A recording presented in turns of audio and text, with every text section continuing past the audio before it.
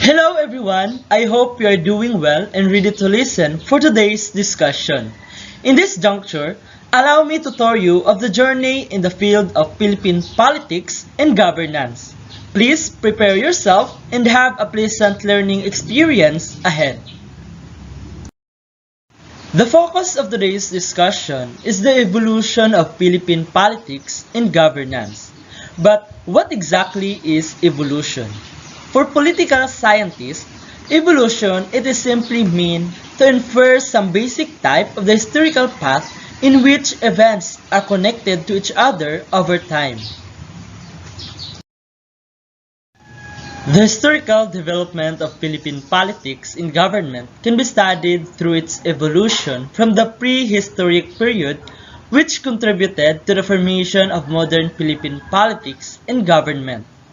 Before the Spaniards colonized us, there was an existing government in the Philippines and it was led by our ninuno. As we were colonized by various countries, the evolution of governance resulted in several advances. The pre-Spanish government before 1565. The early Filipinos had a government which they called barangay. There are around 100 families in this community. The head for the leader was called a datu or raja, who was assisted by the elders in the community. So, the form of government they had is monarchy or monarchical government because the power of the datu can be passed to their relatives. All the powers of the government were exercised by the datu or raja. He was the chief executive, lawgiver, chief judge, and military head. In pre-Spanish period, we have what we call social stratification, a system by which a society ranks categories of people in a hierarchy. It means that social stratification, a system in which people are ranked according to their life situation in the society. There are three social classes at that time, namely, the upper class is what they called the Maginoo class or nobles, who were composed of the rulers and their families.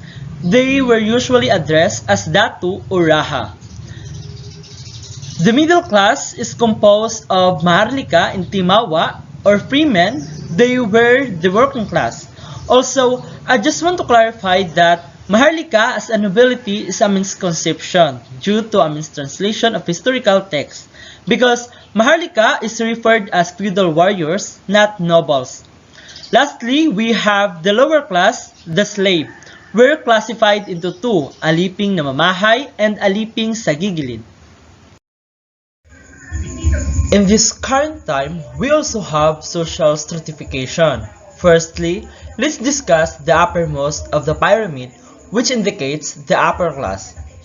These individuals experiencing the most fortunate living in their whole life. These are the people whose annual household income is more than double than the national median. Secondly, we have the middle class, known as the economic class between the upper and lower class. In these people are usually composed of professionals and business workers who can gain profit to sustain their daily needs. Thirdly, the lower class. These are the people whose income couldn't really afford to buy their needs and necessities.